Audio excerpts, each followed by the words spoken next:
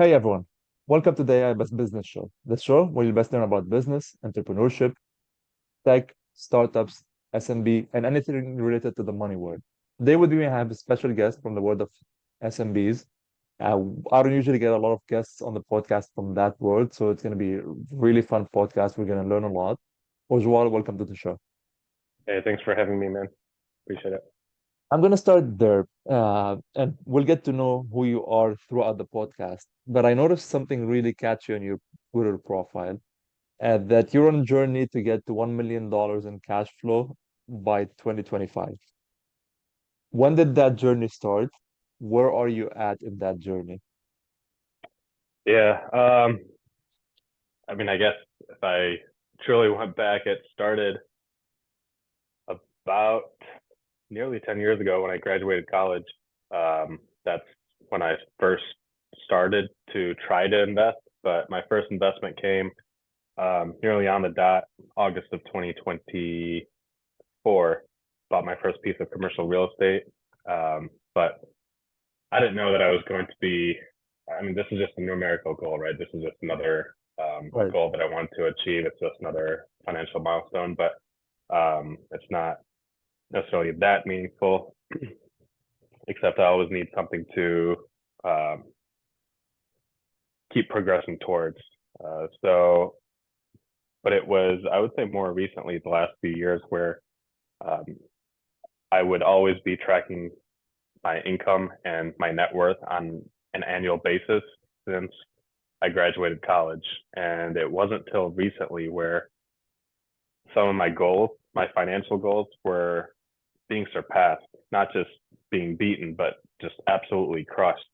And I've been making incomes and exceeding my net worth beyond our paper net worth, beyond numbers that I couldn't have even imagined. So I'm like, okay, let me up it a little bit. Let me increase it. Let me 10x it. Let me get it to a point where it's a pretty strong challenge. And that's where, the million a month came from. And I was like, okay, um, I thought it would be crazy to make $1 million a year in cash flow. Okay, let me try and make $1 million a month. Wow. So that's where it came from. What do you contribute that success to? Like what personal traits or character do you have that allowed you to persevere and achieve goals and go past them? I would say a lot of it is just the ignorance because I don't really know. And Okay. especially early on, I just didn't know what I was trying to achieve or trying to do. And I think that ignorance really allowed me to uh, stay diligent and keep working towards the goal that I had in mind without losing sight of the vision. And I would say some of that right now as well. Um, that coupled with seeing back in the day, I didn't have any friends in what I was doing, anything remotely what I was doing. Right. I didn't talk about it with anybody, no friends, nothing. Like, so it was just very much by myself. Now I've got a lot of peers that I can look up to, look towards, and go along the journey with. So just seeing what other people have accomplished, how it's possible, um, the the perseverance that they've had, and that motivating me. So I think that community is helping a lot these days where I can see all my friends or all of my peers that are in a similar boat, and it's pretty exciting. Jumping back to your past a little bit, you sold and bought cars, you sold and bought real estate. And before that, kind of during your middle school years, you had an online gaming website. Uh, what crazy stories from these days, or what crazy lessons from these days, helped shape your thoughts in in the world of SMB? Yeah, honestly I would say the early days of buying and selling shoes. I used to buy Air Force One, Okay. uh, bought them on eBay, resold them on eBay, bought a bunch of stuff on Craigslist, and and that's how I got into buying cars on Craigslist, and eventually I would sell them to flip. And to make some money off them. But I think that's probably what started the very early journey for me to buy the commercial real estate and to buy some of the small businesses that I Right. did, because all that really came from Craigslist. And so I bought my first couple of pieces of property off of Craigslist. I bought my first couple of businesses off of Craigslist, and but more so than the actual platform itself, it was the negotiating. It was finding the deal. It was how to find the deal, source the deal, just learning the platform, to learn the filters, learn how people screw up on it, go into the weird parts of the website where you can find some of these deals, and then to how to correspond with them, how to reach out to them that beats out every other buyer, how to write, because a lot of it back then was purely writing. So how do you convey that you are the best buyer, that you can get a great deal, um, and you can negotiate it. You'll be the fastest one. You'll make it very smooth and simple for them. So all those things, I think, just a part of that entire deal making process.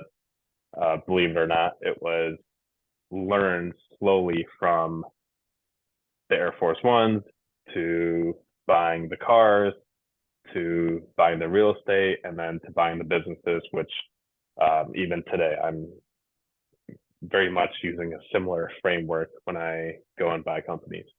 Okay, let's dig into that framework. I think it's very interesting that you took that framework in all these different type of acquisitions, whether they're small acquisitions or big acquisitions, and you've applied them, but you've, of course, I think you've changed some stuff when the acquisition got bigger or smaller. Uh, talk to me about this acquisition. Like, how do you look on Craigslist? Because I think looking on Craigslist is the same as looking on Best Buy and Sell or looking on any other platform that you're buying a business off. How do you filter? How do you look at a business? And you've had 12 acquisitions in the past. I mean, till today, I don't know if the number increased, but looking at your website, it was 12. What are critical factors you look at when you're looking at a business that you, okay, this is a good business to buy. How do I filter to choose that business? Yeah. For me right now, it's as far as what do I filter for today, I'm filtering for a lot of the lessons that I learned over the years. So um, I've learned what I don't like, and those are my hard no's. And Okay. so for me, I only purchase B2B companies. Mhm. I don't want to, and I just don't want to deal with the customer service aspect. I don't want to deal with B2C consumer. That's just not my cup of tea. That's not what interests me. I've tried it once or a few times, and it's just not my thing. So that I know is a hard no for sure. And so that gravitates me towards just the B2B companies. And then, I'm looking for companies that have some sort of management in place, that are cash flowing at least a million plus, and um, a few other filters that I try and look for. Um, Today, for example, we're talking about navigating some of these platforms online where there's a million buyers. Anybody can look at these businesses. For me, I try a few different approaches. So I'll hit them on the platform. I'll go to their website directly, contact them on their own platform. Um, I will give them a call, and I'll reach out via email. So I will hit them on all fronts. If their receptionist picks up, I'm telling them the same thing, like, hey, have the broker call me. I'm your buyer. So just various different methods, hitting them on all different fronts so that I'm top of mind. And most of these brokers or most of these folks that call me back are just saying, hey, man, I love the perseverance. I love how tenacious you are. I love how you keep calling me every single day. And even deals where I'm like the 100th person in line, I've been getting fed information, and I've actually ended up being, one of the finalists for purchasing the company. So Right. um, I think some of those different methods, along with just showing how serious I am, showing how capable I am, and um, that my genuine interest is to make for a smooth transition. So a few of those different things allowed me to be able to get to the front of the line, navigate the platforms, and ultimately be way ahead of the list when it comes to competing against other buyers. You have a little secret you shared on Twitter is that you've been including recently in your when you reach out or you send to the broker 3 documents. What are these 3 documents? Yeah, 3 pages of documents. So I have the LOI, but before they can even get to the LOI is all the way at the end. Before they even get to that, I'm talking about why I'm the best buyer for this company. Nobody else. It's Ujjwal. Why am I your buyer for this specific company? 2, I'm talking about my 100-day plan. So 90 or 100-day plan. And then ultimately last, I'm talking about my 12-month plan. So what's the goal for the 1 year? And I do those 3 just because I think it's very important to show, especially for people, founders that have built their companies, who is this guy that's taken over their company? And anyone can throw a few $1 million around, but it's got to be when you've built a company for 20, 40, 80 years and taken it from your grandparents or parents, whoever it is, and you're selling it to somebody, you want to believe that they're taking over the baton from you, that they're going to carry on the legacy that you've built, that they're going to take care of their customers, that you're going to take care of their employees and do things with the same values that they've built it on. And so that's a huge responsibility. And that's something that I don't truly believe every single buyer will necessarily do. So I think it's building that relationship with the seller to make sure that, hey, one, this is a company that I will take that responsibility and can sign up for the duties of carrying all of those things on. And I'm the right buyer because I've done this in the past. I will move to wherever you're at and roll up my sleeves and be knee deep in whatever it is that we're purchasing, and work with the team to grow it. And then going forward with the 100-day plan, typically in my LOIs, I put at least a 30 to 90-day training period, sometimes longer. And so what do those early days look like? That is some of the most sensitive time when you take over a company, your culture, your employees. It's very sensitive time. Your customers, even depending on if you have contracts or even if you don't. So how do you transition during that time, and what's that procedure look like? And luckily I can show them, hey, I've done this numerous times in the past. This is what I would do. This is what's worked well with me. What's something that we can do to even further improve it with your management or you as the owner? And then the 1-year plan to show everybody, hey, in the first year, this is going to be some of the biggest needle moving impact days that we're going to have. And we want to do things that will have an immediate impact and have a big impact. And so what are those things? And No, no, go ahead. Yeah, so those 3 things I think I put, so it legitimately lays out, it articulates exactly what's going on in my head. And when they get to the LOI, they're not just looking at, oh, so I'm asking for X and this guy's offering Y. And no, they're looking at it more from, I like this guy and he tells me he's a good buyer for it. He got a plan, he's got a longer term plan, and he's laid it out all on paper, exactly how he's going to do it. And so I think that builds a little bit more confidence, a little bit more trust, a little bit more likability, and they know what they're getting themselves into a little bit more than potentially other folks. So if they don't like my financial offer, I think some of this other stuff could bridge that gap potentially to say, you know what, I do like this guy, even though his offer is a little weird or it's a little unique or it's a little out there. I think we can make something work with this guy. before I want to dig into what you said, but I want to you mentioned now that okay, you have a track record of okay, I've done this in the past. Trust me, I could do this again. When you came to your first acquisition, what did you have to prove? Like what made you better than the 100 people on the list? My very first acquisition, um, my first business, it was a sports bar, and that I would say is just the time.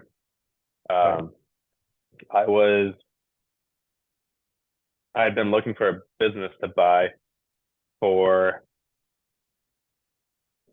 a little over a year at that point, and so I had been looking at a lot of deals, a lot of restaurants, a lot of bars, a lot of various retail businesses, and when I found it, when I saw it, having seen a lot of businesses and fine tuning more and more of what I wanted, what I was able to do, what I could afford, um, all those things, the location, all those things. Once I saw it, I knew that I was going to get it. I knew that I wanted it.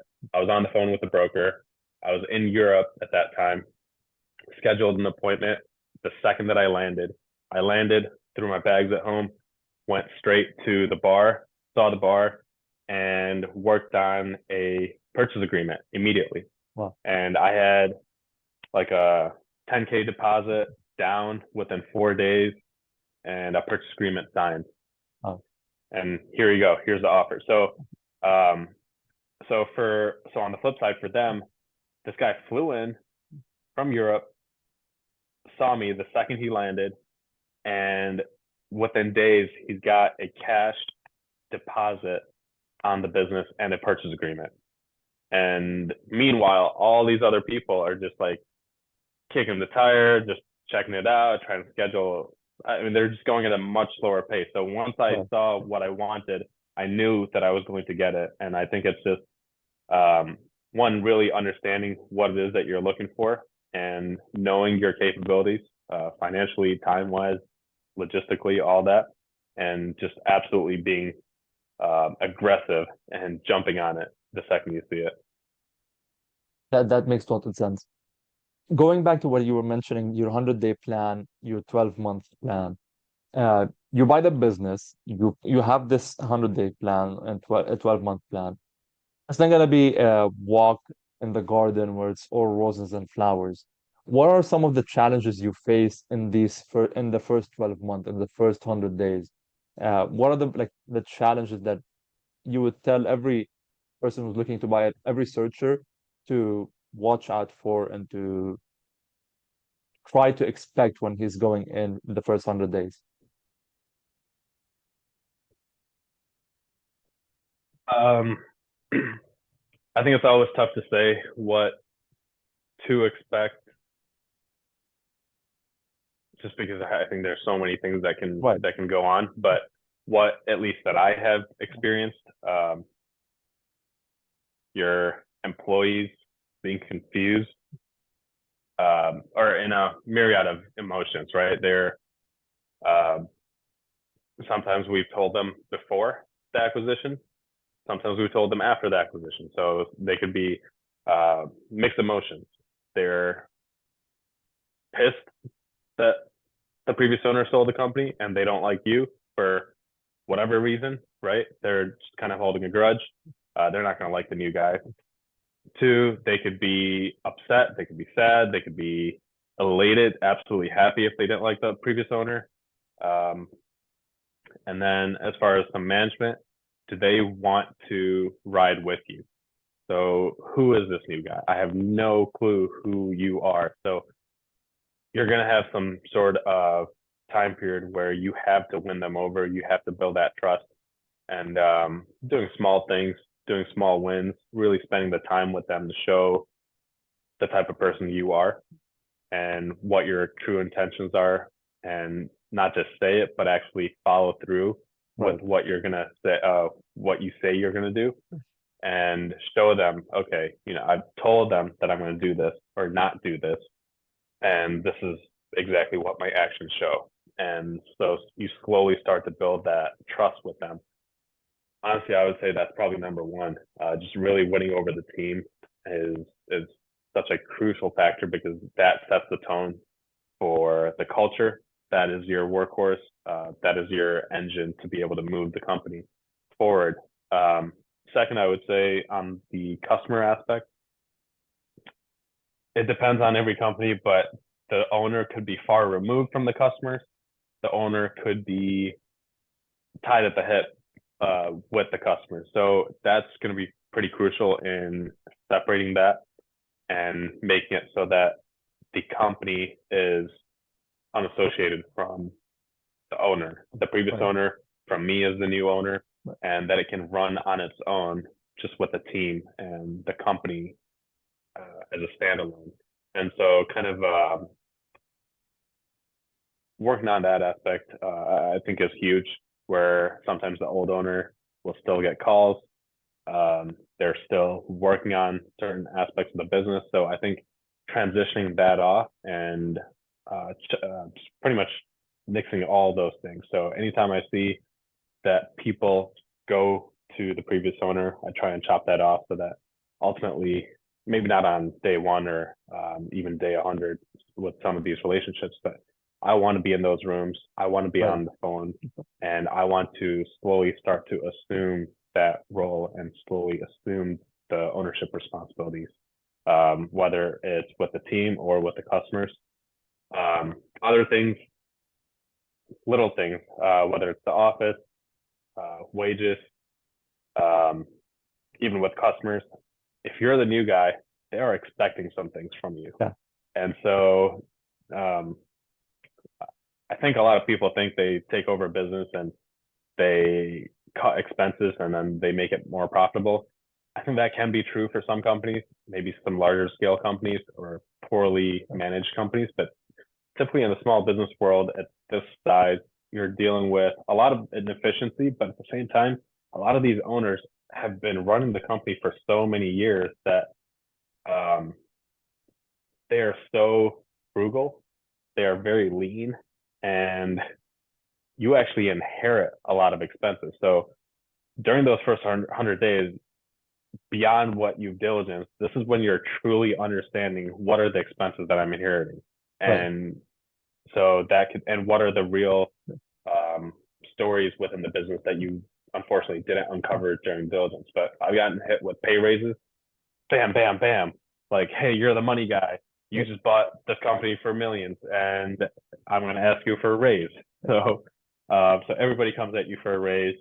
I always improve the medical benefits, the financial benefits. So in some form, I'm improving their benefits, giving them some sort of raise if they've been extremely underpaid, and I'll tier that out. Maybe not in the first 100 days, but I'll tier it out. And then also software upgrades, various things with the office. So you're really increasing your OpEx, and this is your first time that you're seeing, okay, I'm inheriting all of these costs that you may or may not have planned for. And then last, I would say you're throughout those first 100 days, you're starting to see what it's truly like being in the business and owning this. In diligence, you only get a little taste of it. You might have spent a day or half a day or a few days, but um, in those first 100 days, you're knee deep. You're in there Right. every single day, so you get a lot more exposure to what the company truly is. And for better or worse, you might figure out some things that are not what you expected, and maybe hopefully some things that are much better than what you've expected. So a lot of emotions. You'll experience a lot of things during those first few months, but it's a fun process. You mentioned two stuff I want to talk about. First is your capex that's going to increase, and second is your due diligence that you might find stuff you didn't expect or you didn't see. Let me start with due diligence because this comes first before you buy that certain business. What are some red flags that while you're doing the due diligence that will keep you away from that business? And what are some green flags that when you see them in a business, you're like, okay, I'm buying it. Yeah, I'll start with the latter. If there's a great relationship from the seller to his or her employees, great relationship with um, his customer base. And when I say great relationship, I mean um,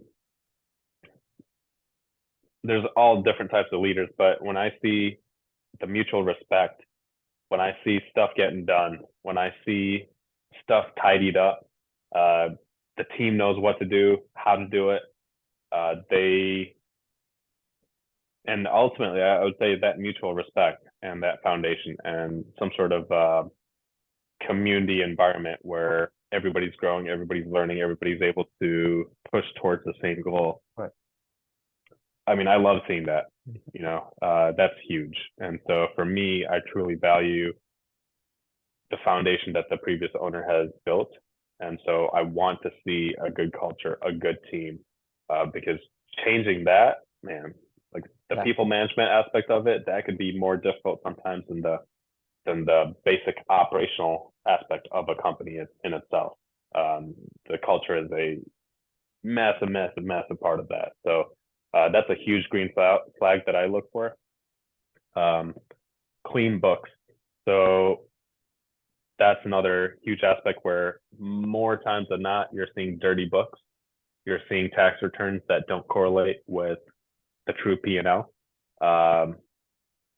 You're just seeing stuff that you don't want to see, So when I do see once in a blue moon, I'll see a very, very clean business where the tax return, I can look at it and it's beautiful and I can even understand it without having to forensic audit this thing. That's what I love. From a financial perspective, it's clean. It doesn't mean that the numbers are great or I love them. It's just that I can digest it, I can trust it, and it's a lot easier for me to consume and get along with the process. Right. At the same time, I wouldn't say it's an absolute deal breaker, but I have seen tax returns that do not have any correlation to the true financial. Just no correlation. Something is on the tax return just to file with the country, and what the realities of the business are is completely different. And you'll see that in small businesses all day long. So it's not a red flag by any means. Otherwise, there would be almost no businesses to buy. Right. But it is a major red flag that you just have to take with a grain of salt and just push further to see what that true P&L looks like, what the true historical financials look like. One thing that I do stay away from as a red flag, an absolute no-no, is any sort of declining trend in a company. So personally, I'm not a guy to take over a company and turn it around. I'm looking to coast and gradually grow. And if there are huge opportunities to grow, then really grow slowly progressing company. But I'm not a turnaround guy. I think that's a different beast in itself. So if I see at any time a company is declining year over year, top line or even bottom line, they're both declining, that's just not for me. And I stay away from those. So I'm actually looking at these businesses and saying, I'm a very average at best manager and operator and owner. Could I sustain this company if I was to take it over? And so I'm looking at it from that perspective because it may not be myself that's owning it for the long haul. I might put in my manager and someone else is going to be running this company. So if it was anybody off the street, could they manage this? Could they do an adequate job to sustain it and gradually grow the company? So I'm looking for companies that have already built that innately within them. Okay. CapEx and the money. That's a big portion of the deal. First, I want to ask is how are you funding these acquisitions? Are you getting an SBA loan? Are you funding it using your own capital? Are you raising money from investors? And then, should every deal prepare for have like a operation kind of portion operation money or like CapEx ready for the deal? Okay, I purchased it. I need to have, let's say, $100,000 in the bank that's ready to deploy after I closed the acquisition? Yeah, absolutely. So I'll start with the that aspect first. So it's called net working capital or working Okay. capital. Okay. That is the money that you do have set aside to be able to actually operate your business that you just purchased. Because let's say I have $1 million in the bank and I give the $1 million to buy this company and I have $0. Well, I need money on day one to pay for anything, right? Utilities. You'll get hit with payroll. Typically, that's biweekly. So then rent, health insurance, this, that, everything, right? You're paying your vendors. Depending on the type of company, sometimes you pay for the cost up front, then you bill and invoice your customer. And then sometimes, depending on the business, your customers might be paying you on a net 30, net 60, net Right. 90. Yeah. So they won't pay you till a few months down That, the road. So depending on the type of company you're buying, you will always need a little or sometimes a lot of working capital to be able to manage those first few months. And I think it's extremely important. This would kill you in a heartbeat if you didn't have adequate working capital to start with, and especially depending on what you want to do with the business. So, like I was saying, those first 100 days, you're going to get hit with a pay increase. Your employees are going to come asking for raises. You're going to inherit all of these operational costs that you may or may not have anticipated for, or maybe the business may or may not currently be having as an expense today. So I would always get at least a couple months worth of operational expenses ready to go as a part of the deal. And if not a part of the deal, if the broker or seller aren't willing to work with you on that, you have to bring it in some form. So with the loan that you're getting or your own cash, you have to have that operational cash ready to go um, to be able to operate the business on day one. And then to finance, so I financed my first handful of deals straight cash. wow. They were very small. I didn't have much cash, and so sometimes it was my cash from my day job or my real estate income, or sometimes I was going to credit cards. There's P2P loans like Upstart, SoFi, these platforms that will lend you money, unsecured debt back in the day at like 18-20% Right. APR. Today, probably in the 20s.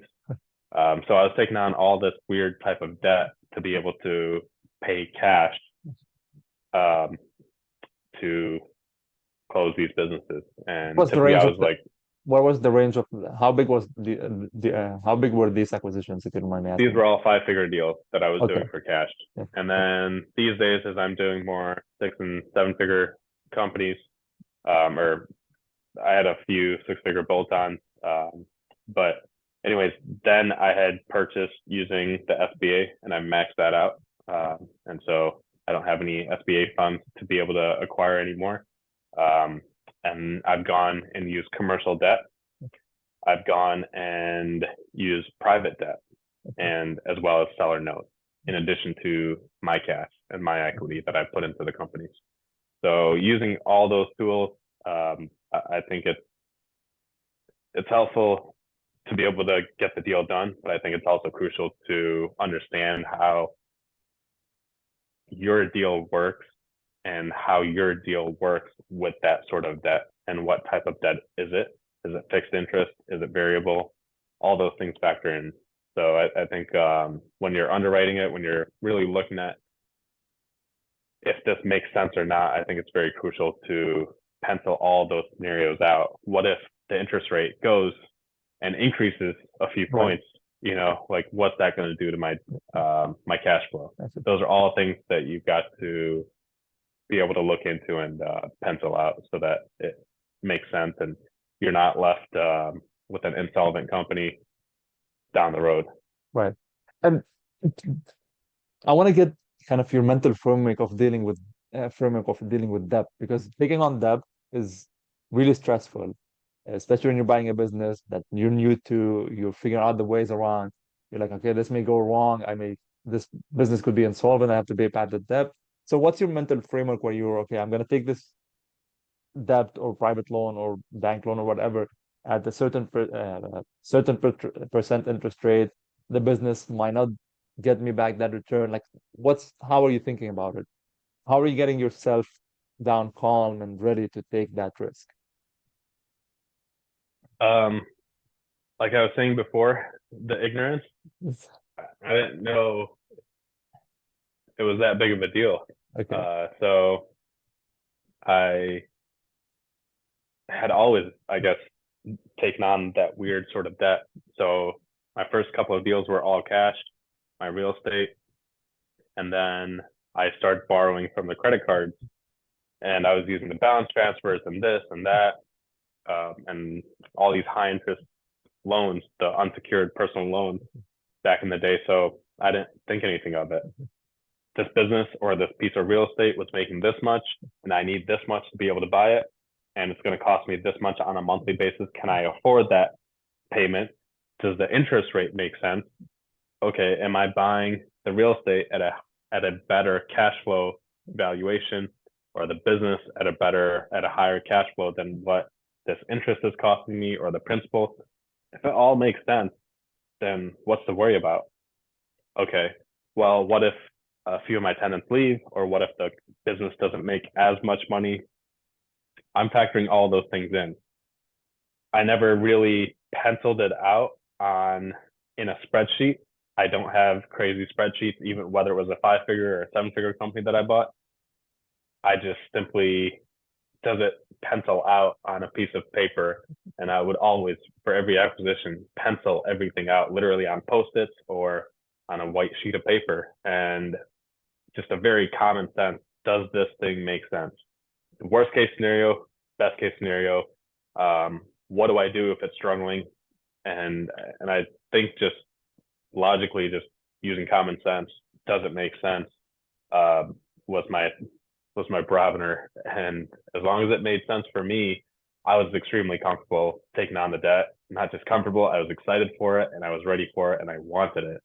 So, and I've done that whether I was taking millions or taking tens of thousands. So it's I know other people might be scared of it, might be worried about the personal guarantee or this or that, but for me, it's what I've always done from back in the day. I was very comfortable with it back then when I was taking tens of thousands and I didn't even personally have tens of thousands, to now when I've taken millions when I didn't have millions. And today, if in the future, I'll take tens of millions when I don't have tens of millions.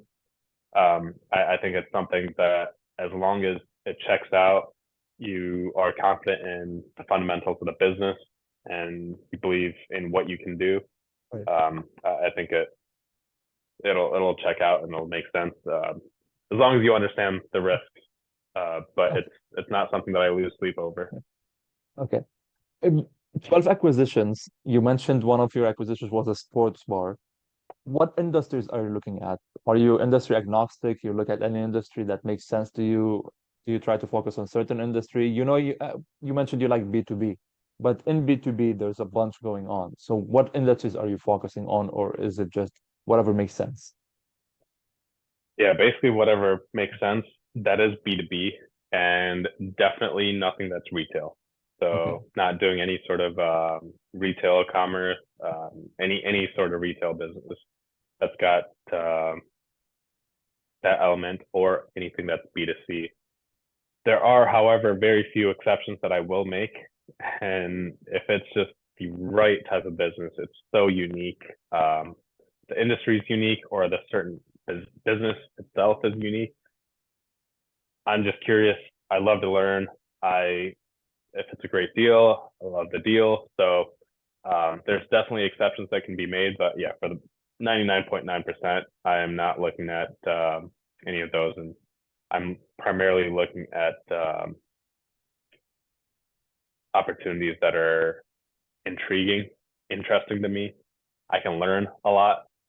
Maybe I've never heard of it. There's got to be some sort of unique factor, some sort of interesting element to it for me to get attracted. So It's not always the financial aspect, and then honestly, rarely the financial aspect. It's mostly a business where I see, I'm like, oh, that's pretty cool. Like, and I It's have some sort of interesting. initial attraction towards it. Right. So that's what attracts me. Do you kind of you mentioned you like to go like to, oh, this is cool and stuff, but in your head, do you think that, okay, private equity folks are interested in, let's say, HVAC or car washes? Let me go try to buy a car wash. This way, I'll be able to sell this car wash after I uh, increase the profits on it. Or like, do you have this plan on your mind, or no, you don't want an industry that private equity folks are targeting? Um, it's always nice if there's a potential buyer readily available, Right, just in the case that you do want to sell off that asset or that portfolio. But at the same time, that makes it tougher for you to acquire, right? right, But I think ideally, if you're on the upswing or if you're buying in an industry where it's untapped, people have not really gotten a hold of it yet, and then private equity or whoever, all these larger players are coming to aggregate and you have an exit opportunity, that's the most ideal scenario. But for me personally, I have never bought anything, whether it was the cars, the properties, or the businesses, with the intention to flip it. I've sold, but it was always for me to use personally. My cars, I was going to use them personally. Something happens, fine, let me sell it. Businesses for me, to cash flow, zero, absolutely zero intent on the long haul. And once I moved out of state, okay, maybe I've moved or sold some of those businesses. Today, I'm buying. These companies are at a scale where there's management in place. You don't need to. It's you can be geographically agnostic, and I want them to be able to run on a standstill on a standalone. So um, they could be anywhere. I could be anywhere. There's zero intent to actually sell them. So I'm trying to build something for the long haul, for the decades. If there's an opportunity, if there's a reason, um, whatever, or if I'm kind of needing to for one reason or another, then those are scenarios that could come about. But there's absolutely no intent to sell any of my companies. And I want to actually build out a portfolio where there are multiple independent um, divisions or right. industries that I'm working in. What are some industries you could tell us a secret that, okay, these industries are still niche, people don't really know about them, but in the next 5, 10 years, everyone's going to be looking at? That's a tough one because I would definitely jump all over it if I knew. um, Or honestly, I don't. or or what's something that, what's an industry like, okay, when you see it, you get excited, like, okay, that's super exciting for me. I want to buy this business right away. Like, Yeah. you look at Best Buy and Sell, you see the title, or you look at any other platform. I'm mentioning Best Buy and Sell a lot. I'm not affiliated with them, and they're not sponsoring the pod, but just the first that comes to mind. But like, you see that title, that business, you're like, okay, I'm buying. I would say if there's some sort of subscription or recurring revenue element, I love seeing those, as Okay, does everybody else. And so that's an exciting part from the financial aspect and stability aspect. The actual type of company itself, um, some sort of light manufacturing. So okay, heavy duty manufacturing, that's where I came from, the machine shops, all those aerospace or automotive shops for my professional background after college where I worked in. So I'm familiar with that environment, but um, that's that's for some other okay, guys to be able to handle and take care of. That's just not my core expertise. I like the light manufacturing and some sort of value add play. I'm not a right, distributor, but I'm not a hardcore heavy duty manufacturing firm. I'm somewhere in the middle and preferably closer to that distributor element side of the spectrum. And so I've seen light chemical manufacturing or distribution companies where they actually mix the chemicals themselves. There are ingredients like products that companies are making where they provide some sort of small value add element to the business. They take the raw material, they do something very small, and then they package them off and sell them or distribute it. And so those are businesses that I enjoy seeing because I do want to get back into that manufacturing element. I love that. But I don't want it to be just crazy with a ton of machines. And so I want it to be some sort of light manufacturing, light industrial sector. So those I'm always gravitating towards. And then also anything that has a permit, license, regulatory board attached to it. I love seeing those. So because it's a barrier to entry in a way. It's a barrier to entry, absolutely. Back in, I think it was beginning of June, you put a tweet that you're gonna be stepping away from your businesses. You're gonna be taking kind of a vacation, a 3 month long stint away, as you called it, and you're only answering back to texts, quick calls, and quick emails as needed. And you're just going to kind of spending time to figure out what's next or what's the next move. That was back in June. Today we're in August. How did that go? Yeah, it's gone very, very well. Okay. So that was my third stint away, going a month away from the company. And so I did it at the end of last year, did it in January, did it over this summer, and I was always abroad.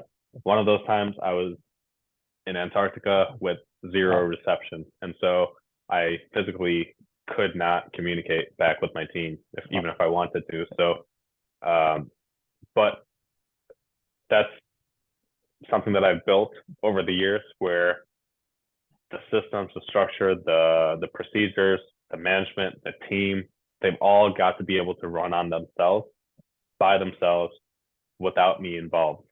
And so anytime I'm seeing myself, as I'm slowly stepping away from the businesses, anytime I see myself as a bottleneck, I don't care if it's a simple email, I don't care if it's a call, I don't care if it's a question. I'm always looking at it. How can I let you guys call the shots, get the information, and proceed with this thing without me having to step in? And so slowly I'm working on, I think we're at like high 90s. We're slowly working on 100% so that I am truly disposable and not important to the operations of the company.